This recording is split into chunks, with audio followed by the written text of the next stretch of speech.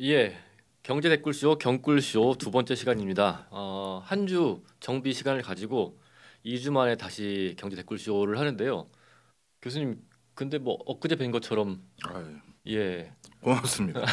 늘 친숙한 인상을 가지고 있어서 그런 아, 평가를 많이 받고 예, 있습니다. 한 주 쉬면서 정비를 하려고 했는데 네, 많이 정비를 못했어요. 시간이 너무 빨리 가서. 그러니까요. 그래도 스튜디오도 바뀌고 예, 뭐 뭔가 우리가 새로 이제 아주 본격적으로 시작하는 느낌이 있는데요. 예, 네, 이 스튜디오는 저도 처음이라 네, 조금 어색하긴 한데 또 여기 정 붙이면서 익숙하게 한번 가보겠습니다. 예, 예, 오늘은 금리 이야기를 좀 해보려고 하는데요. 지난주에 미국이 금리를 동결하면서 네, 올해 금리를 생각보다 많이 안 내릴 것 같다. 예, 그런 얘기가 나오더라고요. 네. 이게 무슨 의미인지 좀 설명해 주시면 좋을 것 같아요. 네, 사실 금리 지난주라고 이제 방송 기준으로 얘기해도 네, 되는 거죠. 네, 예, 지난주에 우리 연준에서 또 금리를 또 동결했습니다. 그래서 많은 분들이 도대체 나 그 주택담보대출금리라든가 내가 적용받고 있는 여러 시중금리들 언제쯤 낮아지는 거냐 이것들에 대해서 네, 많이 고민들 하시고 걱정들을 하고 계신데요. 연준 입장에서는 일단 금리를 낮출 수가 없어요. 이유가 어, 물가가 잡혀야 금리를 낮추는 거거든요. 음, 이걸 좀 설명을 드리면 연준 위원들이라는 분들은 법으로 부여된 목적성이 있습니다. 예. 물가 잡으라고 그분들이 존재하는 거예요. 그게 제일 중요한 미션이에요. 아, 그래요? 경기 활성화 이런 게 아니에요? 물론 경기와 물가를 같이 보도록 되어 있고 우리나라는 특히 물가에 더 주안점을 둔 게 맞습니다만 어, 그래도 모든 중앙은행들의 공통적인 컨센서스는 거기 그 둘 중에서도 물가 잡는데 방점이 찍혀 있어요. 어, 그런데 물가가 2% 원래대로 한다면 예, 물가 상승률 뭐 법으로 2%에 맞춰라 이런 건 없지만 예, 관례적으로 물가 상승률이 2%까지 안착을 하고 음, 그게 또 상당 기간 유지된 걸 확인한 다음에 예, 아 이제 물가 잡은 게 맞아요. 저희 이제 금리 낮추겠습니다가 예, 원래는 맞아요. 어, 왜냐하면 물가가 2% 찍지도 않았는데 낮아지는 흐름에 있다라는 것만 확인해서 중간에 금리를 덜컥 낮췄다가 예, 그것 때문에 경기가 다시 타오르거나 해서 물가가 다시 올라가게 되면 음, 이건 역사에 남는 바보짓이 어, 돼버리거든요. 그러다 보니까 모든 사람들이 증거를 가지고 움직이고 판단하려고 합니다. 어, 그게 바로 2%예요. 예, 그리고 2%를 한 번만 찍는 게 아니라 어느 정도 기간 동안 유지되는 걸 확인해야 물가 잡힌 거 확인했습니다. 예, 이제 저희 금리 낮출게요가 되는데 음, 자 그런데 지금 연준 입장에선 물가가 도저히 낮춰지지 않는 이유가 두 가지가 예. 있는데요. 하나는 경기가 좀처럼 안 꺾이는데 이 그건 좋은 거 아니에요? 경기가 좋은 거는? 그런데 경기가 좋으면 예. 물가가 안 잡히거든요. 아, 요걸 그럼 먼저 설명을 드릴게요. 예, 일반적으로 많은 국가의 중앙은행 장들이 예, 이렇게 표현합니다. 저희 물가 잡기 위해서 금리를 올리겠습니다. 예, 이렇게 예, 하잖아요. 그런데 물가 잡으려고 왜 금리 올리죠? 그 중간에 숨겨져 있는 메커니즘이 하나 예, 있어요. 물가를 잡으려고 금리를 올리는 이유는 음, 금리가 올라가면 소비가 위축되고 예, 투자가 위축되겠죠. 그렇죠.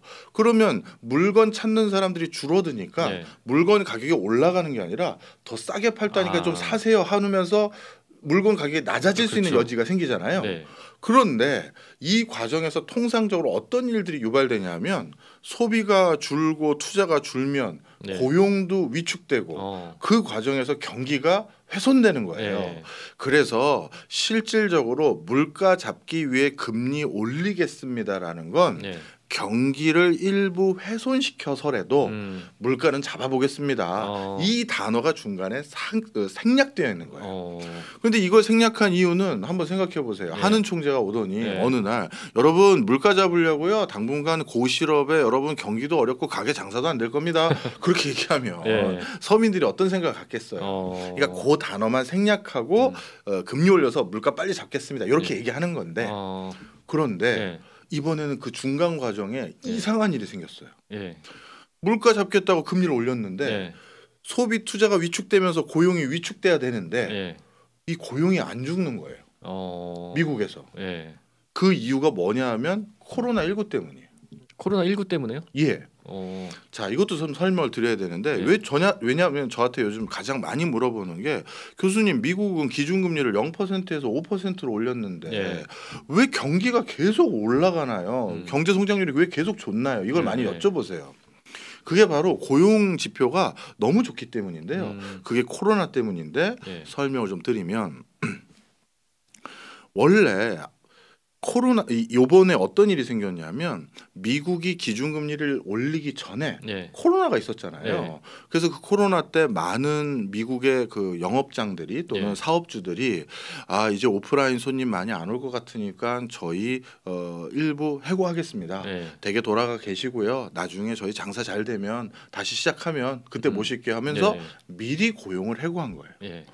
그러니 어떤 일이 생겼느냐? 사업주들은 다 고용을 미리 해고해 놓은 상태였는데 엔데믹이 돼서 물가 잡겠다고 금리는 올리기 시작했는데 엔데믹 되니까 많은 사람들이 2년 반 동안 응축됐던 에너지로 이제 나도 좀 5개 활동 좀 하고 바깥에서 식사도 하고 좀 뭐 해야겠다 하면서 찾아오기 시작한 거예요. 그러니 그때부터 고용을 한 거예요. 그러니 금리는 올라가는데 자꾸 그때부터 신규 고용을 하기 시작하니까 경기가 죽지가 않는 거죠. 그러니 물가가 안 잡히는 거예요. 그래서 바로 지금까지 미국의 기준금리가 낮아지지 않는 이유는 물가가 안 잡히는 건데 물가가 안 잡히는 요인 중에 하나는 바로 코로나 때 미리 선도적으로 해고했던 고용을 뒤늦게 다시 채용하다 보니까 경기가 살고 그 누군가 다시 재취업된 사람들은 또 소비하고 뭐 그다음에 놀러 다니고 할 거 아닙니까? 그러니 물가가 안 줄어드는 거예요. 그 요인이 하나 있고 여기다 또 충격적인 게 코로나 기간 동안 그 트럼프 대통령을 비롯해서 바이든 대통령도 똑같이 추구했던 정책이 뭐냐 하면 중남미 지역에서 미국으로 불법적으로 넘어오는 이민자들 이 사람들 막기 위해서 뭐 했나요? 벽도 세우고 그랬죠. 그렇죠. 벽 세웠잖아요. 그러다 보니까 미국 고용이 그것 때문에 더 좋아진 거예요. 이 코로나가 끝났는데도 바이든은 다른 정책 취할 줄 알았는데 여전히 그 장벽 안 치웠어요. 사람이 부족해요. 사람이 부족하죠. 통상적으로 미국의 이민 오는 숫자가 한 130만 명에서 100만 명 왔다 갔다 하는데 최근 얼마로 줄었냐 하면 30만 명으로 줄었어요. 미국이 외국으로부터 사람 안 받는 거예요. 그 멕시코 지역에선 항상 우리나라랑 똑같이 특정 계절적 시점에는 계절 근로자라고 해서 농번기 때 넘어와서 일하고 다시 돌아가고 하는 게 몇십만 명씩 왔다 갔다 했는데 지금 그 숫자가 안 들어오는 거죠. 그러니까 자연스럽게 미국 내국인 일자리 내국인 근로자들이 더 귀한 사람이 됐고 더 대우해줘야 됐고 그러니 이 경기가 안 좋을 수가 없는 거죠. 바로 그런 이유로 물가가 안 잡히는 게 하나 있고요. 그래서 금리를 못 낮추는 게 있고 그 다음이 요즘은 더 중요한 이슈예요. 바이든이 물가 잡는데 정말 협조를 안 해요. 이것도 간단히 설명드리면 우리 PD님은 전 세계 대통령 선거 아니면 국가 수반 선거들 중에서 가장 예측이 용이한 선거로 뭘 꼽으세요? 나는 다음번 저 나라 대통령 누가 될지 알 것 같아 라는데. 글쎄요. 뭐 중국? 중국이죠. 중국도 있죠. 왜냐하면 중국은 다음 지도자가 거의 내정돼 있으니까요. 그것도 예측 가능하고요. 근데 거긴 엄밀히 말하면 선거가 있는 건 아니니까. 근데 선거를 하는 국가들 중에서 가장 예측 가능성이 좋은 곳이 미국의 재선을 앞둔 대통령 선거예요. 그렇죠. 거의 된다고 보죠. 그렇죠. 그런데 재선을 앞둔 대통령이 대통령을 못했던 적이 딱 두세 번 있어요. 2차 세계대전 이후. 그런데 그때 공통분모가 뭐냐 하면 대선 선거 있기 직전 3개월에서 6개월 사이에 종합 주가 지수가 올라가면 재선 대통령이 다시 당선될 가능성이 80% 이상이에요. 경기가 좋으면. 그렇죠. 반대로 또 그 1년 기간 동안 선거 있기 1년 기간 동안 경기 관련한 지표가 오히려 불경기다 떨어졌다라고 하면 낙선될 가능성이 100%예요. 100%예요? 네. 그래서 우리 부시 대통령 시절에 부시 대통령은 전쟁에 이겼잖아요. 걸프전에. 그렇죠. 전쟁에 이긴 대통령임에도 불구하고 재선에서 졌어요. 왜? 그때 기라성처럼 나타났던 빌 클린턴 후보가 슬로건이 뭐였냐면 바보야 문제는 경제야. 이걸로 경제 지표 하나로 흔들어대니까 야 전쟁에서 이긴 전쟁 영웅 대통령이 낙선을 한 거예요. 이처럼 미국 대통령 선거는 간단합니다. 바로 직전에 경기 좋고 주가 좋으면 당선이에요. 그러니 지금 바이든의 입장을 한번 생각해 보면 연준 위원들이 예. 물가 잡겠다고 경기를 망치려고 한다? 예. 이거는 나 낙선 운동하는 애들인 거죠. 아. 그러니 바이든 대통령 입장에선 쟤네들이 지금 경기를 망치고 있네. 나 낙선하려고 물가 잡겠다는 명분으로 절대 이걸 좌시할 수 없다 보니까 어떻게 했다? 자기가 경기를 부양하기 시작했어요. 그럼 얼마나 많이 부양했냐 하면 이것도 숫자 들어보시면 정말 깜짝 놀라실 텐데 미국이 경기를 부양하기 위해서 경기 부양하려면 돈 풀어야 되잖아요. 그렇죠. 돈 풀기 위한 대표적인 방법이 국채 발행해서 돈 조달해서 돈 푸는 거지 않습니까? 그렇죠. 그래서 재정 적자를 하는데 지금 재정 적자의 규모가 어느 정도냐면 지금 전 세계에서 원래 가장 재정 적자가 극심해야 될 나라가 러시아잖아요. 그렇죠. 전쟁하고 있으니까. 러시아의 재정 적자가 IMF라든가 외국 국제 기구에서 집계한 내용으로는 러시아 GDP 대비 적자 수준이 한 4% 정도 된다라고 보고 있어요. 그런데 물론 푸틴은 아니다. 나 1.5% 수준이야. 아니야. 나 그렇게 돈 많이 안 쓰고 있어. 그러고 하고 있지만 하여튼 국제기구는 제 재정 적자가 GDP 대비 4%까지 왔어요라고 하고 있는데 미국의 지금 경기 부양 때문에 재정 적자하고 있는 수준이 얼마인지 아세요? 얼마나 되나요? 6에서 7%예요. 아, 전쟁하는 나라보다 전쟁하는 나라보다 돈을 더 쓰고 있어요. 올해는 6% 찍을 것 같고 내년에 7% 초반이 될 거라는 게 IMF의 진단이에요. 아니 미국은 경제도 큰데 그 그러니까요. 경제 크기에서 6% 7%를 그러니까요. 그러니까 진짜 표현을 좀 과하게 하면 미친 듯이 국채 발행해서 경기 부양하고 있고 미친 듯이 국채 발행해서 경기 부양하고 있는 거예요. 그럼 연준 위원들 입장에선 우리 금리 낮춰야 되는데 물가 잡아서 그런데 물가를 안 잡히게 옆에서 자꾸 돈을 뿌려대면서 돈값은 떨어뜨리고 물건값을 올리는 그런 행위를 계속하고 있는 거예요. 바이든은 저는 그래서 그런 생각도 들어요. 바이든뿐만 아니라 미 재무부 장관인 자넷 옐런 이 두 사람도 분명 본인들이 하고 있는 행위가 어떤 시장에 파장이 있는지 알 텐데 정말 트럼프를 싫어하는구나. 본인이 재선에 꼭 당선돼야 될 이유를 역사적인 뭐 그런 것도 있겠지만 트럼프 바이든 입장에서 트럼프 같은 품행이 온전치 못한 사람이 미 대통령이 또 당선돼서는 안 된다라고 그것만큼 맞겠다라고 생각한 것 같아요. 그래서 이렇게 엄청난 재정 적자를 감내하면서 경기를 부양하다 보니까 물가 안 잡히고 그러면 당연히 미국 연준에서는 기준금리를 낮출 수가 없는 거죠. 자, 그러면 여기서 또 한 가지 중요한 요소가 있어요. 우리가 미국의 기준금리를 쳐다보는 이유는 그게 우리나라 한국의 기준금리에 영향을 미칠 뿐만 아니라 결국 그 나라들의 기준금리라는 게 결국 돌고 돌고 돌아서 우리의 실질적인 시중금리 거기에도 영향을 미치잖아요. 그런데 요즘 최근 들어서 어떤 일들이 일어났냐면 미국에서는 기준금리는 그대로 동결한 지가 벌써 1년이 넘었는데 그런데 미국의 시중금리가 좀 올라가는 일들이 생겼어요. 그러면 여기서 우리가 우리 경꿀쇼는 시간도 길게 주셨기 때문에 경제적으로 이해도를 높일 수 있는 그런 수업 아닌 수업도 할 수 있는 거니까 좀 설명을 드리면 바로 미국 채권 발행 때문이에요. 요걸 좀 설명을 드려야 됩니다. 그래야 그동안 이해가 안 갔던 아니 왜 기준금리는 그대로인데 내 시중금리가 그 사이 바뀌었지? 신용카드 대출 받았더니만 왜 내가 벌써 대출금리가 이렇게 바뀌었지? 아니면 가계대출금리가 왜 바뀌었지? 이게 우리가 궁금한 거잖아요. 그걸 알아야 경제를 앞으로 나 혼자라도 진단을 하고 분석을 할 거 아니겠습니까? 그 설명을 좀 드리려고 하는데 그거는 바로 미국 국채금리 때문이다라고 보시면 되는데요. 요것도 좀 설명을 드리면 채권은 주식하고 뭐가 다른지 아시죠?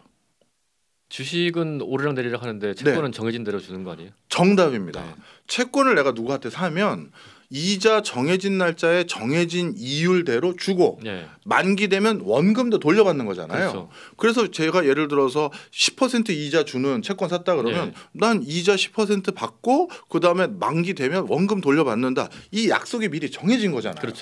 그러면 이자 받기로 한 게 정해져 있는데 우리 가끔 뉴스 보면 미국의 10년물 국채 금리가 낮아졌다 높아졌다. 이게 뭔 소리지? 채권은 원래 정해진 이자를 주는 건데 그잖아요. 그러니까 이게 중요한 맥락이라는 거예요. 자, 그러면 채권을 먼저 좀 채권 금리가 낮아졌다 높아졌다는 걸 이해를 해야 되는데 요걸 쉽게 설명드릴게요.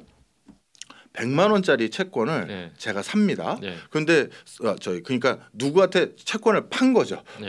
너 그러니까 나한테 이 100만 원짜리 돈 빌려갔으니 네. 이자는 10%로 할게요. 계산 쉽게. 네. 100만 원짜리 만기에 나한테 100만 원 돌려주고 중간에 이자 10% 그러니까 10만 원 나한테 줘야 돼. 네. 하는 그 채권을 내가 샀어요. 네. 샀다는 건 누가 나한테 그렇게 이자를 줘야 된다는 거잖아요. 그렇죠. 자, 그런데 갑자기 여러 가지 이유로 이 100만 원짜리 이 채권 10% 이자 붙어 있는 이 채권의 가격이 90만 원으로 떨어졌어요.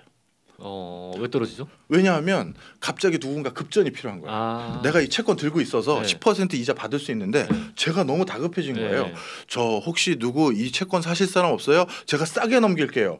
어떻게 넘기실 건데요? 이거 나중에 원금도 100만 원 받을 수 있는 건데 90만 원에 가져가시죠. 이렇게 할 수 있잖아요. 그럼 어떻게 되느냐? 만기에는 100만 원도 받고 중간에 이자도 10% 받을 수 있는 10만 원 받을 수 있는 이 채권을 내가 90만 원에 샀어요.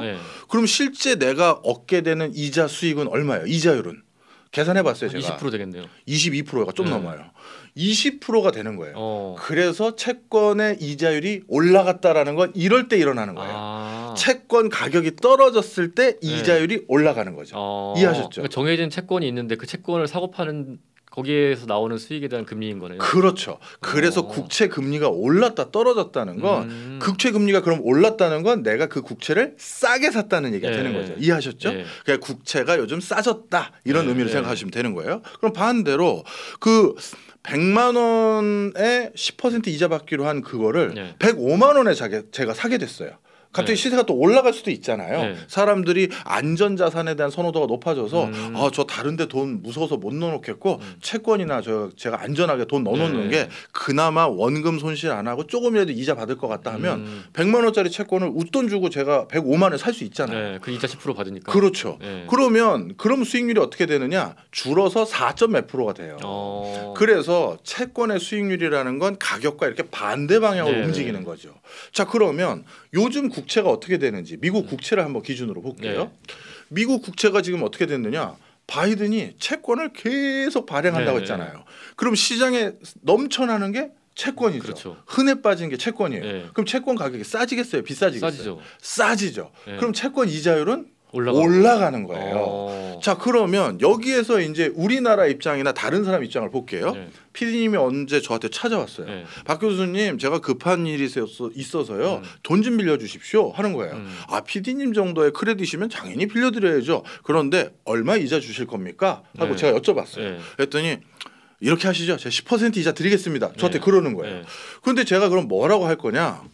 PD님 정말 죄송한데 PD님 말고 전 세계에서 무위험 금융 상품 이거는 위험하지 않은 금융 상품이다라는 게 딱 하나 있는데 그게 미국 국채예요. 미국이 망할 일은 없잖아요. 근데 PD님 정말 죄송하게 미국 그 무위험 금융 상품인 미국 국채를 제가 사도 이자를 10% 받습니다. 그런데 PD님한테 10% 받고 제가 돈놀이를 하는 건 전 좀 억울해요. 아는 사이인데 안 돼요? 아는 사이인데도 그건 아닙니다 하는 거예요. 아는 사이라고 하니까 좀 흔들리긴 하네요. 자, 그러면 당연히 PD님은 이제 어떻게 된다? 10%보다 조금 더 드릴게요 하는 거잖아요. 바로 그래서 미국의 국채 금리가 어느 정도인지가 회사채, 그다음에 한국의 국채는 얼마, 그리고 한국의 국채가 얼마면 야, 내가 우리나라에 채권 사는 것보다 너한테 돈 빌려주는데 이자는 좀 더 받아야 되지 않겠니? 이렇게 연동되는 거예요. 이제 이해하셨죠? 그러면은 지금 미국 국채 금리가 계속 올라가고 있으면은 그렇죠. 다른 나라들이 다 그걸 떠안아야 되는 거잖아요. 그래서 원래 다른 나라들의 회사채라든가 시중금리나 이런 것들은 미국 국채에 연동해서 낮추기가 어려운 거예요. 이해하셨죠? 그리고 실제 적용되는 그 금리는 더 올라갈 여지가 많은 그렇겠네요. 거죠. 이해하셨죠? 자, 바로 그래서 우리가 미국 연준의 기준금리만 쳐다보는 게 아니라 미국 국채가 더 많이 발행되는지 덜 발행되는지 이런 것들을 다 같이 봐야 결국 내가 지금 매달 대출금 갚고 있는 변동금리 기준으로 한 우리나라 주택담보대출금리는 어떻게 흘러가고 있는지가 굉장히 그거에 크게 좌지우지 되는 것이고 다 맞물린다라는 게 일단 제일 중요한 근저죠. 그럼 지금 상황에서 미국이 저렇게 하고 있는 한은 적어도 바이든 재선은 확정되거나 하기 전까지는 이게 금리가 내려가기 쉽지 않겠네요, 우리나라에서. 정답입니다. 그래서 한국은행 총재가 뭐라고 얘기를 하셨냐면 음. 우리나라 기준금리는 네. 다른 무엇보다도 독립적으로 우리는 결정한다. 네. 우리 정부의 눈치를 보고 정치권의 눈치 보고 그런 사람은 아닙니다. 이렇게 하면서 독립적이다라고 말씀하시면서 네. 단 미국의 기준금리에게는 독립적이지 않아요. 왜? 거기랑 우리랑 비교가 되면서 자연스럽게 우리나라 기준금리를 조율해야 되거든요. 네. 예를 들어서 미국의 기준금리보다 우리나라 기준금리가 너무 낮아 버리잖아요. 네. 그러면 외국인들 입장에서 한국 니네가 뭔데 더 낮은 이자를 가지고 우리한테 돈을 달라는 거야. 이런 소리가 나오잖아요. 그렇겠죠. 그럼 외화 자금들이 대거 우리나라에서 외국으로 빠져나가고. 빠져나가죠. 그럼 그다음 일어날 변화가 뭐겠어요? 그럼 환율이. 경기는 확 떨어지고. 환율이 문제죠. 네. 환율이 폭등할 수도 있는 거예요. 음. 그러다 보니까 우리나라 내수 경제가 지금 너무 안 좋단 말이에요. 우리나라 이 내수 경제 너무 안 좋은 걸 생각하면 금리를 낮춰야 되는데 네. 그렇게 금리를 낮추려면 환율이 또 걱정이 되고 그렇다고 금리를 올려서 환율 방어 지금도 환율이 계속 1,300원 이 네, 상태에서 네. 계속 뛰놀고 있잖아요. 그럼 금리를 올리려니 내수 경제 지금도 매달 내가 이자 부담도 제대로 안 되겠다라는 기업들이 늘어나고 있는데 네. 그럼 그것까지 고려했었을 때 금리를 올린다는 건 또 말이 안 되고 그러니까 한은 총재 요즘 수심이 그득한 얼굴이 네. 우리가 이제 가끔 보도 자료에서나 언론 인터뷰하실 때 보여지는 거죠. 바로 그런 상황이 있는 거예요. 자, 네. 그런데 이 미국 국채 때문에 네.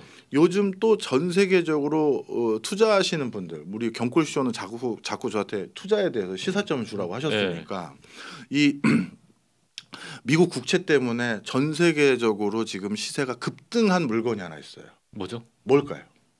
요즘 시세 가장 급등한 거. 작가님 입에서 뭔가 비슷한 발언이 나온 것 같기도 하고. 뭔데요? 바로 금입니다. 금이요. 예. 안전자산. 예, 좀 이거 설명을 드릴게요. 그리고 앞으로 또 일본 증시에 대해서도 우리가 많은 것들을 또 여기서 시사할 수가 있는데. 일본 증시요? 네. 갑자기? 네. 요즘 또 일본 증시가 니케이 지수가 사상 최고치를 네.更신했잖아요. 그래서 다들 요즘은 이제 서학 개미들이 네. 일학 개미로 돌아섰다 뭐 이런 소리도 네. 있을 정도인데 이게 맞물려 있는데 좀 설명을 드릴게요. 일단 미국의 네. 선거 앞두고 이렇게 네. 국채를 지금 계속 발행해 네. 가면서 본인들 경기 부양을 하고 있지 않습니까? 그럼 그 국채를 누군가 사줘야 될 거 아니에요. 그렇죠. 근데 여태까지 미국이 국채 발행했을 때 미국의 국채를 가장 많이 사줬던 사람들은 누굴까요? 미국 사람이겠죠. 더 정확히 말하면 각국의 중앙은행들이에요. 그래요? 왜냐하면 각국의 중앙은행들은 네. 자신들의 국부를 뭘로 저장을 해놔야 되지 않습니까? 네. 대외 지급력을 우리가 이렇게 가지고 있는 나라다 이렇게 확인하기 네. 위해서 우리나라 IMF 외환위기 때도 외화 보유고가 부족해서 큰일 났던 것처럼 네. 그런데 물론 그럴 때 제일 좋은 건 달러를 쟁여놓고 있으면 좋은데 네. 현금 쟁여놓고 있으면 우리는 계속 손해잖아요. 그렇죠. 그래서 많은 국가의 중앙은행들은 네. 미국 국채를 사놓죠. 어. 그러면 달러를 확보해 놓은 것과 똑같은 효과에다가 네. 조금이라도 이자 주잖아요. 그렇죠. 근데 국가 중앙은행들이 사놓는 워낙 국채의 금액이 크다 보니까 네. 그 작은 이자율에서 떨어지는 금액도 적지 않다 보니 그래서 대부분의 국가들은 미국 국채 형태로 자기의 자산을 저장해 놓고 있는데 먼저 중국부터 말씀을 드리면 중국이 이번에 미국 국채를 우리가 계속 쟤네들이 저렇게 발행한다고 사주면 안 되겠는데라고 생각하게 된 원인이 한 두세 가지가 있어요. 네. 첫 번째는 러시아 우크라이나 전쟁이. 러시아 우크라이나 전쟁을 딱 봤더니 네. 미국이 러시아가 전쟁 일으키는 걸 제재하기 위해서 네. 금융 제재를 가했잖아요. 네. 금융 제재를 가한다는 건 러시아 정부의 모든 계좌를 동결해 버리고 그리고 이번에는 더 특이하게 러시아의 재벌들에 해당되는 올리가르히 예. 이 올리가르히라는 사람들의 금융 계좌들도 제재를 가했어요. 그리고 예전에는 아주 예전에는 제재 가했다가 네. 전쟁 끝나고 다시 화해무드 되면 네. 그 계좌 풀어줬거든요. 네. 그럼 풀어주면 그 계좌 안에 그 사이에 이자도 붙어 있고 그럼 다시 갖다 쓰고 했는데 네. 이제는 미국이 그 노선을 좀 바꿨죠. 이자 같은 경우는 우크라이나 주면서 너 전쟁 자금으로 써 이렇게 주고 있고 심지어 요즘 논의하고 있는 논조는 네. 그 계좌 안에 있는 원금도 깨서 네. 우크라이나 네가 전쟁 자금으로 써 저거 쟤네들 안 되겠네 이러려는 거예요. 네. 그런 걸 가만히 옆에서 봤던 중국이 뭐라? 우리나라 국부의 절대적인 비중을 달러화 자산인 미국 국채로 가지고 있다? 네. 이거는 만약에 대만 문제라든가 미중 간의 갈등이 수준 이상으로 높아지면 우리가 국부의 상당 부분을 옴짝달싹도 못하고 매도도 못하고 뭐도 못하게 락이 걸리게 생겼네. 네, 잘못하면 뺏기기까지 하고. 그렇죠. 그런 이해를 하게 된 거예요. 그러니 우리 국부를 달러로 표시되어 있는 금융자산으로 저장하는 건 되게 위험천만한 일이구나. 이걸 이해한 거죠. 네. 그래서 이제 더 이상 국부를 미국 국채로 저장해서는 안 되겠다. 네. 달러화 형태의 어떠한 자산으로도 저장하면 안 되겠다. 그럼 남은 하나는 금이에요. 금이죠. 그래서 금을 정말 제끼기 시작했어요. 네. 18개월 내리 금을 샀는데 네. 이 18개월 내리 금을 그러니까 작년 내내 네. 금을 산 양이 어느 정도냐면 전 세계 중앙은행들이 모두 작년에 매입한 금 양이 있을 거 아니겠습니까? 네.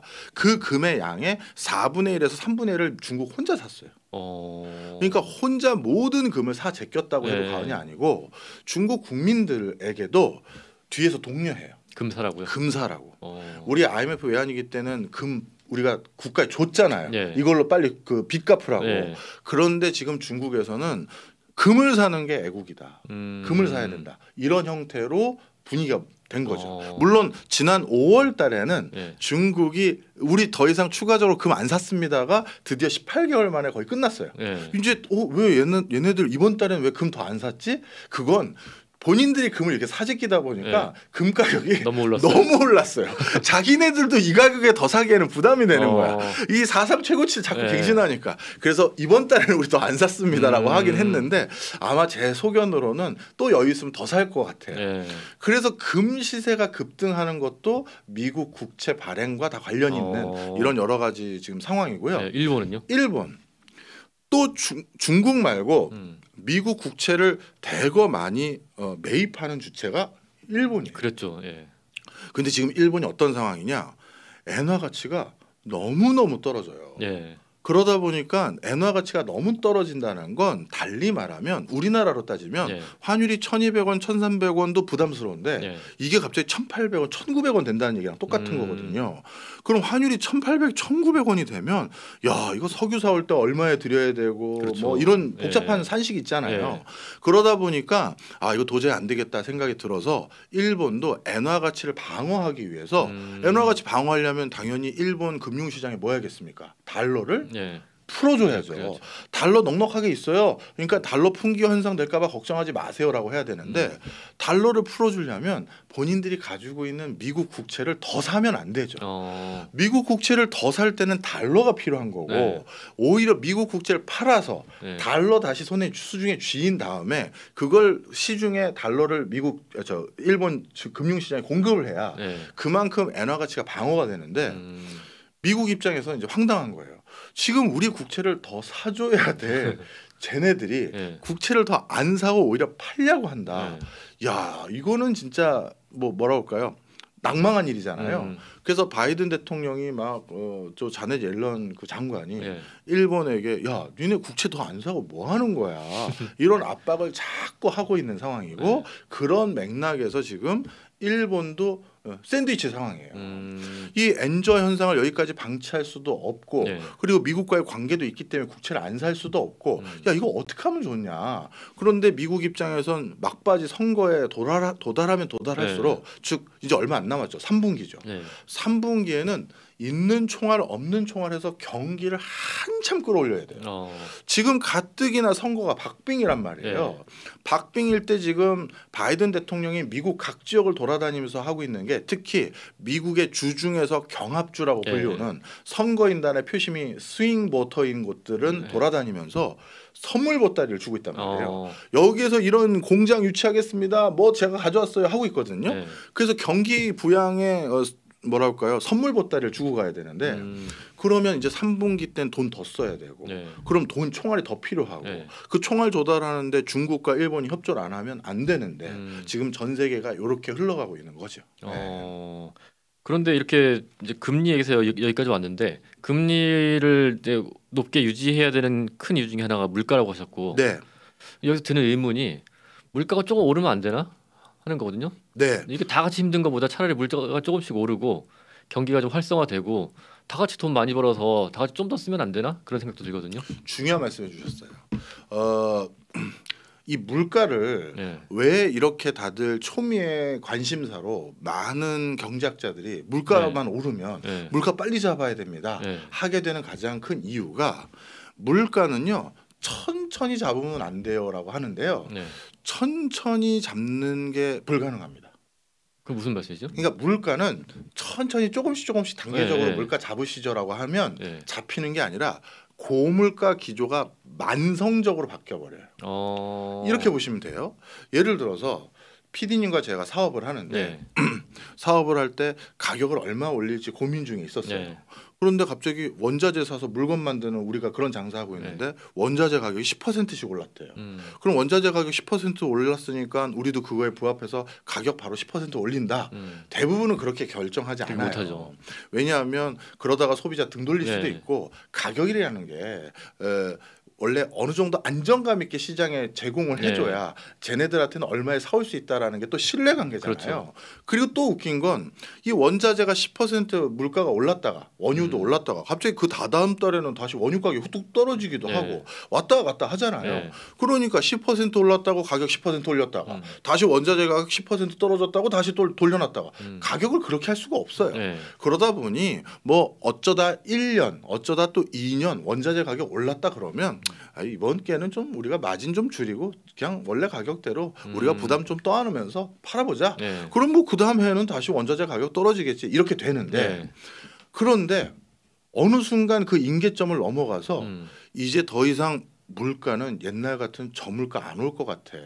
아니면 내가 고물가를 감내하는 기간이 너무 길어졌어. 네.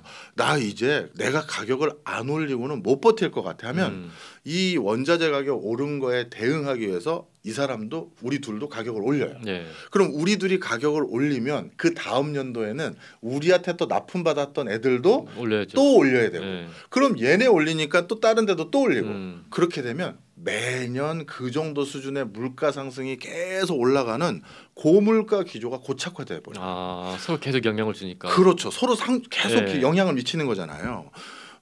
그래서 그럼 궁극적으로 나중에 어떻게 되느냐? 국민들이 네. 슬슬 거기에 적응하게 돼요.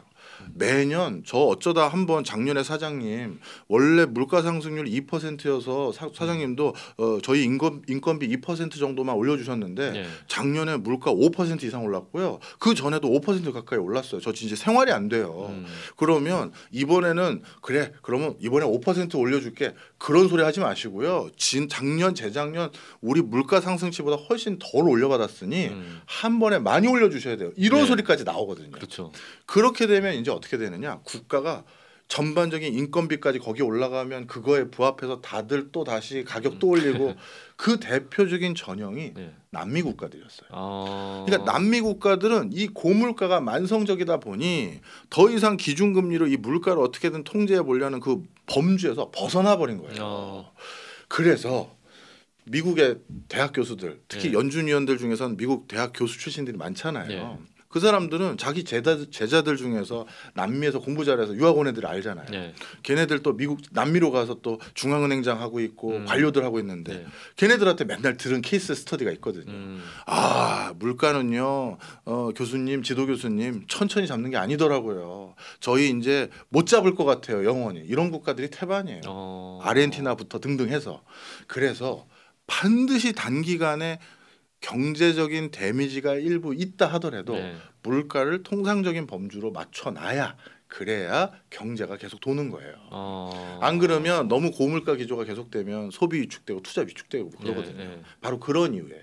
그래서 고물가는 오래 지켜보면 안 된다. 그러니까 물가를 잡긴 잡아야 되는데 지금 금리를 계속 높게 유지하는데도 물가가 안 잡히니까 굉장히 고민이 크다. 미국도. 그리고 맞습니다. 우리는 거기에 따른 뭐 국채 금리 뭐 이런 것까지 연결돼서 우리는 더 힘들다. 그럼요. 미국의 기준금리는 원래 높은 선상이었고 예. 그럼 기준금리보다 미국 그 국채금리 당연히 거기에 가산금리가 네. 또 붙으니까 더 올라가야 되고 예. 근데 미국 국채금리가 더 올라가다 보니 그럼 그 미국보다 신용도가 떨어지는 다른 나라의 국채금리는 또 올라갈 네. 수밖에 없고 다른 나라 국채금리가 또 올라가게 되면 그 나라에서 활동하는 회사채 금리는 또 올라가게 되고 회사보다 더 부실한 영세 회사채 금리는 더 올라가게 네. 되고 그럼 개인들은 더 올라가게 되고 이런 악순환이 계속 되는 네. 거죠. 근데 지금 미국하고 우리나라 금리 비교해 보면은 우리나라가 금리가 더 낮아요. 그렇죠. 예, 이게 진작에 역전이 됐는데 어떻게 그래도 버티고 있네요. 그래서 이게 우리나라 경제가 상당히 그동안 야 굉장히 튼실한 국가였구나라는 거를 반증하는 대목이에요. 원래 통상적으로 미국과 우리나라의 기준금리가 이렇게 역전이 되고 나면 네. 우리나라에는 뭐 외화자금 다 빠져나가는 거 아닌가요? 네. 그럼 환율 폭등하고 뭐 나름대로 주가도 폭락하고 뭐 이런 걱정들 많이 했지만 네. 그나마 버티고 있거든요. 네. 그거는 한국 경제의 펀더멘탈에 대해서 상당히 우리가 어느 정도는 자신감을 가져도 되는데 단 그래서 우리가 촉발되지 못한 것들이 몇 가지가 있는 게 네. 대표적으로 지금 전 세계 주식 시장이 주가가 다 고공행진이란 말이에요. 네. 미국 주식 나스닥 뭐 최고치 갱신하고 네. 있고 그다음에 일본의 니케이도 사상 최고치를 기록하고 네. 있고 뭐 중국 같은 경우는 약간 예외적으로 본인들이 증시 부양에 다시 신경을 쓰다 보니까 좀 반등하긴 네. 했고 뭐 유럽도 일부 국가들은 뭐 계속 올라가고 네. 있는 상황인데 근데 우리나라 증시만 예전 고점 대비 아직 저평가된 상태로 계속 있단 말이에요. 그럼 이게 왜 그런 거냐? 이 왜 그런 건지는 우리나라 증시를 다시 반등시키려면 외국인들이 들어와 줘야 되는데 외국인들이 딱 보니까 이 한국은 벌써 한국의 기준금리가 미국 기준금리보다 낮다는 것도 이게 말이 안 되는 상황이고 네. 그렇다고 지금 한국에서 만약에 기준금리를 확 더 올려버려서 네. 정상적인 상황을 만든다는 건 한국의 기업들에게 엄청난 네, 뭐랄까 부담이 되죠. 부담이 되니 이래나 저래나 한국 증시는 매력을 느낄 수 없는 상태가 되는 거죠. 그 다음에 반대쪽으로 일본은 매력도가 더 높아지는 이유가 네. 엔화 가치가 사상 최저인데 네. 이 사상 최저인 상황에서 아까 말씀드렸듯이 미국이 계속 옆구리 찌른단 말이에요. 야, 너 계속 엔화 가치 최저 이거 방어하겠다고 뭐 예를 들어서 다시 뭐 미국 국채 팔고 그다음에 우리 거 안 산다고 그런 거 말고 계속 우리한테 협조해라고 한단 말이에요. 네. 그럼 당분간 엔화가 더 약세가 계속 유지될 네, 수가 네. 있는 거잖아요. 그럼 엔화가 약세라는 건 일본의 알토란 같은 기업을 싸게 살 수 있는 타이밍이죠. 그렇죠. 그러니 싸게 샀다가 나중에 미국 대선 끝나고 나면 미국이 이제는 예전처럼 채권 막 적극적으로 발행하면서 일본 압박하고 이런 거 덜 할 거 아니에요. 그러겠죠. 그럼 그 다음에는 엔화 가치도 올라가면서 일본 주가도 올라갔으니 나는 주가 상승에다가 환차익까지 얻을 수 있는 상황이니 일본에 대한 선호도가 훨씬 더 높을 수 있는 여지가 있는 거죠. 그래서 아시아 지역에 투자되어 있었던 잠정적인 자금이 한국 말고 일본에 손을 조금씩 더 들어주는 굉장히 펀더멘탈적인 흐름은 이런 기조가 있는 거예요. 왜냐하면 미국이 이제 중국을 압박하면서 중국엔 투자하지 마십시오. 중국은 밸류체인에서 빠질 겁니다. 뭐 이런 여러 가지 압박을 하잖아요. 그런데 우리가 증시를 이해하실 때는 꼭 중요한 게 우리 개인들 관점에서 이해하시면 안 돼요. 우리 한국 증시에서 제일 큰 손은 누구예요? 외인이죠. 외국인. 외국인들이 들어와 줘야 그 주가가 팍 뛴단 말이에요. 전화 PD님이 몇 푼 넣어봤자 소용없는 거잖아요. 안 되죠. 네. 근데 외국인이 들어오려면 어떻게 해야 되느냐? 외국인 시각에서 우리 증시를 봐야죠. 그래야 판단이 되는 거잖아요. 그런데 외국 기관 투자자들, 그러니까 골드만삭스라든가 JP 모건의 이 펀드 매니저들은 그들도 큰 돈을 운영하는 사람들이니까 기본적인 원칙을 다 지키거든요. 한 곳에 몰빵하지 말고 분산 투자하고 뭐 하라. 그랬을 때 아시아 지역에는 얼마 투자하고 유럽에는 얼마 투자하고 미국에는 얼마 투자하는지 이렇게 다 정해졌을 거 아니겠습니까? 근데 아시아 지역에 투자하기로 넣었던 돈들이 있는데 아시아 지역에서 중국은 비중을 자꾸 줄여야 될 일이 생겼어요. 그럼 중국에서 뺀 돈을 아시아 어딘가 넣어야 되는데 그건 우리나라에게도 큰 호재일 수 있단 말이에요. 근데 우리나라에도 선택할 수 있었던 돈마저도 당분간은 일본에 넣는 게 낫겠다. 네. 생각하게 만드는 아주 근본적인 원인들, 뭐 산업 섹터별로 뭐 어떤 산업이 뭐 경쟁력 이거 떠나서 네. 굉장히 큰 프레임으로 설명드리면 방금 말씀드린 그런 이유들로 인해서 일본 증시에 자꾸 외국인들이 돈이 들어가는 거죠. 지금 몇 가지 이제 예측을 해주셨는데 그러면은 이제 일본 같은 경우에는 미국 대선이 끝날 무렵부터는 환율이 좀 더 내려갈 수도 있고, 네. 그리고 일본 증시는 또 그때부터는 좀 빠질 수도 있겠네요. 그동안 들어갔던 게. 그럼요. 그래서 일본 내부에서도요. 예. 일본과 관련돼서 일본 중앙은행장이라든가 재무부 장관이라든가 여러 일본 노무라 증권의 보고서 예. 등등을 보면 올해 말고 내년도 경기에 대해서 굉장히 걱정을 많이 해요. 네. 왜냐하면 이제 일본 증시도 그렇고 예. 일본에 대한 초엔저 현상으로 많은 관광객들 와서 내수 경제도 부양하고 하는 효과들이 네. 올해에 비해서 내년에는 굉장히 잦아들 수 있다라는 게 지금 중론이고요. 예. 그리고 미국 역시도 지금 일본뿐만 아니라 오히려 올해 경기랑 내년 경기에 대해서 이 설명을 할 때 네. 중요한 변수가 올해 전 세계 경제 성장률이 올해 초 전망했던 것보다 더 좋게 지금 전망치를 네. 수정하고 있는 네. 거는 미국 경제가 달리고 있기 때문이 제일 큰 네. 요인이에요. 채권 발행해서 경기 부양하고 있으니까. 그런데 미국이 언제까지 이렇게 채권을 발행할 수 있느냐? 당연히 그럴 수가 안 없죠. 되죠. 네.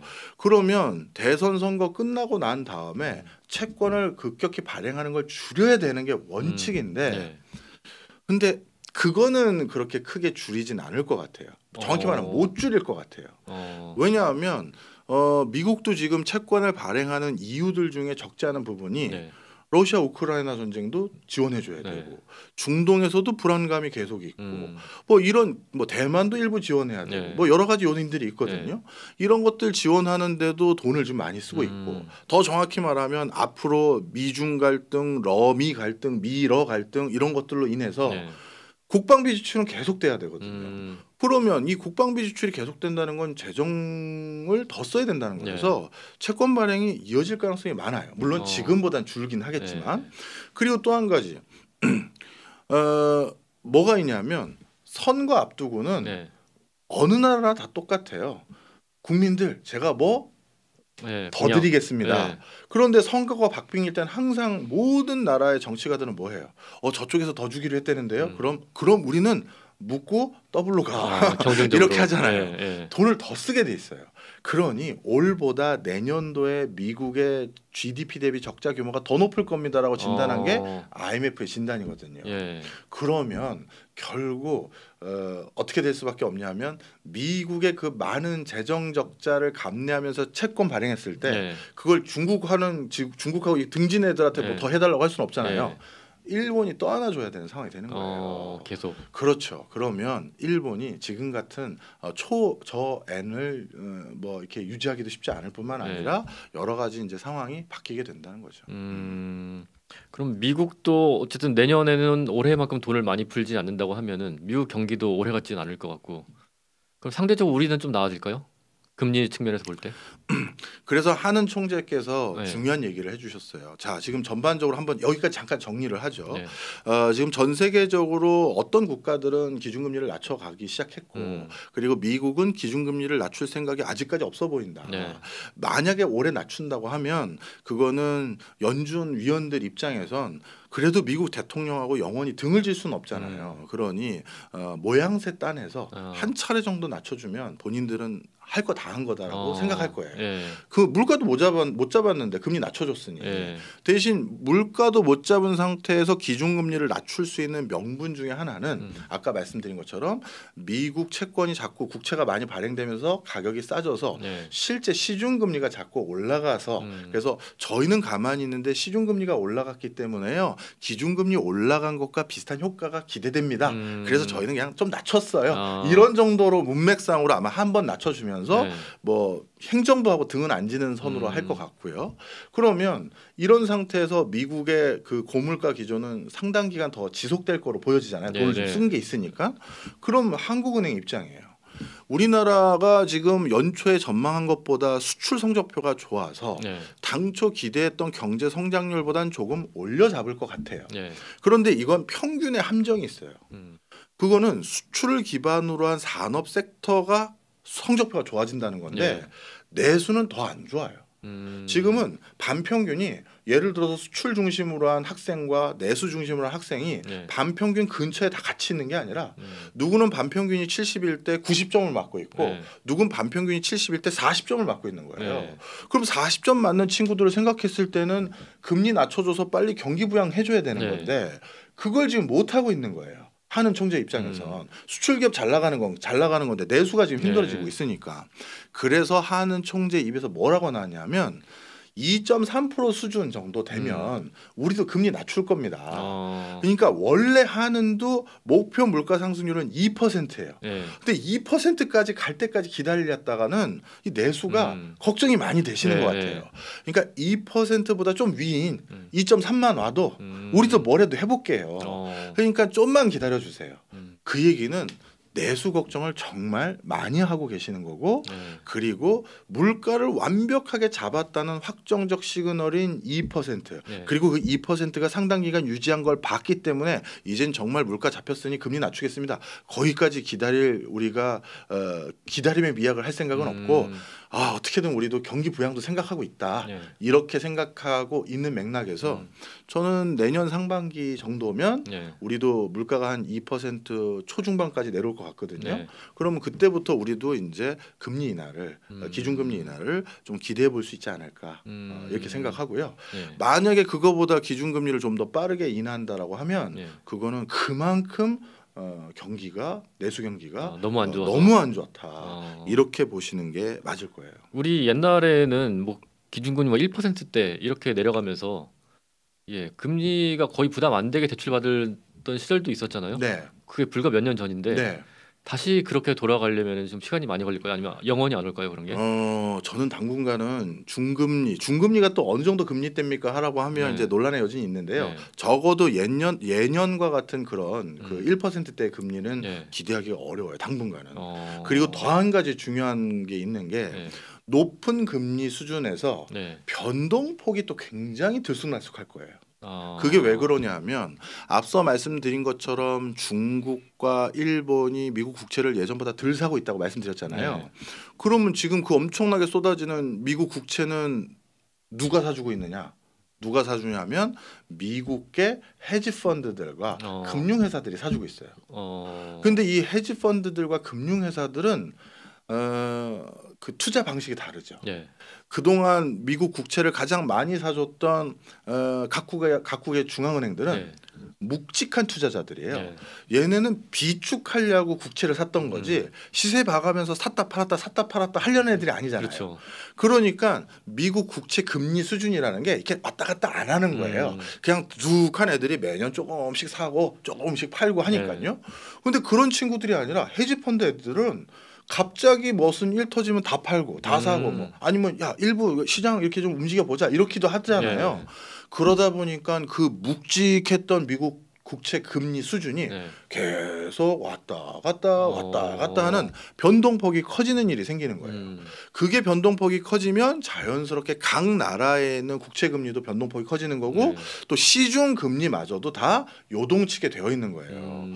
그래서 앞으로는 금리와 관련돼서 요즘 왜 이렇게 금리가 지난달에는 은행에서 얼마 해준다더니 이번 달에 또 딴소리예요. 이 소리를 계속 들으실 거예요. 그래서 이런 부분에 대한 대응력을 잘 가지고 계시는 게 중요하고 그래서 오늘 적어도 제가 하나는 확실하게 해결해 드린 것 같은데요. 기준금리는 왜 그대로인데 내 시중금리는 왜 계속 왔다 갔다 하느냐. 거기에는 굉장히 중요한 채권 발행의 대규모 그게 있었다는 거고요. 그리고 또 하나가 더 있네요. 자 그러면 이렇게 시중에 돈이 풀려가는 데 있어서 미국의 국채를 비롯해서 이 채권 시장이 차지하는 비중이 예전보다 더 커진 거잖아요. 많이 발행된 거니까. 그렇다면 미국 연준과 각 국가의 중앙은행들이 기준금리를 조정해서 시장 전체에 영향을 미칠 수 있는 가중치는 줄어드는 거죠. 그래서 앞으로는 전 세계 주요 국가들의 기준금리 추이만 쳐다보고 있으셨다가는 투자라든가 경제적 맥을 짚기가 조금 늦어지는 거고요. 아니면 다 설명을 못하는 거고요. 지금 미국 국채 시장에 어떤 변화가 있는지 그걸 잘 들여다봐야 금 가격은 어떻게 될 것이며 일본의 니케이 지수는 어떻게 되고 그리고 우리나라 시중금리는 어떻게 되며 이런 것들을 다 알 수 있는 게 이제는 기준금리가 아니라 채권 시장을 쳐다보셔야 된다. 이렇게 굉장히 중요한 거네. 기준금리만 생각을 했는데 네. 더 중요한 게 채권금리다. 네. 예. 하여튼 그렇게 된다는 걸 말씀을 드립니다. 예. 앞으로 상당 기간 이게 금리가 많이 떨어지지 않을 걸로 보이는 상황에서 그럼 이제 투자도 좀 걱정스럽거든요. 네. 투자 생각하시는 분들 조금 당분간 자제하셔야 되나요? 아니면 어떤 투자할 만한 상품이 있나요? 이런 상황에서도? 당연히 투자할 만한 상품들이 벌써 보였었죠. 아까 말씀하신 금. 금 같은 경우도 중국이 갑자기 미국 국채를 다시 사주지는 않을 것 같고 네. 본인들이 너무 금값을 네. 올려놔서 잠시 못 사는 거고 그리고 중국뿐만 아니라 러시아 대부호들도 당연히 이제 달러 말고 다른 형태로 재산을 저장해야 되잖아요. 그러니까 금에 대한 선호도가 높아지는 거고 뭐 하여튼 이런 추세들도 우리가 보여지고 있는 대표적인 흐름이고요. 그 다음에 미국 국채 발행이 이제 예전보다 잦아들게 되면 미국 채권 가격, 국채 가격은 조금 줄어들 여지도 있는 것이고, 그럼 미국 국채 금리도 좀 조정을 받게 되고요. 그럼 채권 투자에 대한 시사점도 어느 정도 얻을 수가 있는 거죠. 물론 그렇지만 저희 경골쇼를 계속 장복해서 보셔야 되는데 갑자기 전쟁이 다른 형태로 바뀔 수도 있고, 또 그럼 미국이 또 돈을 더 써야 될 상황이 생길 수도 있고, 뭐 또 대선 결과가 트럼프냐 바이든냐에 따라서 돈 쓰는 씀씀이의 종류와 형태가 달라요. 바이든은 어떻게 보면 지금 무리한 지출을 하고 있거든요. 그러면 본인이 재선에 당선되고 나면 무리한 지출을 자기가 했기 때문에 입 딱 씻는 거냐? 아니에요. 미국 대통령을 보면요. 처음 대통령 했었을 때랑 한 번 더 당선돼서 두 번째 했었을 때를 가만히 보면 첫 번째는 대부분 약간 몸을 사려요. 왜냐하면 어차피 집토끼는 날 지지해 주잖아요.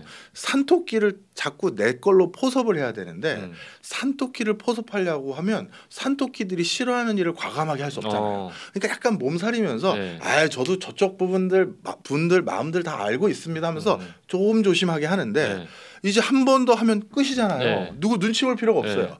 정말 강력하게 드라이브를 걸어요. 바이든이 만약에 친환경에 진심이었고 그 다음에 2차 전지나 전기자동차에 진심이었고 중국을 따돌릴 밸류체인을 확실하게 구축하려고 하는 걸 내 재선 때 마무리를 하겠다고 하면 이 사람은 계속 더 쓰는 거예요. 그런데 트럼프는 저거 아니라고 하잖아요. 저거 하면 안 돼요 하잖아요. 그럼 그렇게 약속했던 그 채권 발행이 예정되어 있거나 추가 투자 더 들어가야 될 걸 올 수dob을 할 수가 있겠죠. 그러네요. 그러면 이제 그것 때문에 또 채권 시장이 또 변화가 있는 거예요. 그래서 그거는 또 그때쯤 돼서 또 제가 이런저런 것도 말씀드리겠습니다. 미 대선과 경제 얘기도 굉장히 재밌을 것 같습니다. 오늘 여기까지 하죠. 오늘 금리 얘기 힘이 들어서 금리 얘기를 뭐 A부터 Z까지를 다 하지 못했지만 A부터 한 S까지는 온 것 같습니다. 다음에 오늘 못다한 얘기들은 다른 주제에서 또 나올 수 있을 것 같고요. 오늘 굉장히 몰랐던 것들 또 확실하지 않았던 것들을 많이 정리해 주셔서 투자나 경제 생각하시는 분들 굉장히 도움이 많이 됐을 것 같습니다. 그럼 다음 주에 또 다른 주제로 다시 뵙도록 하고요. 오늘 고생 많으셨습니다. 고맙습니다.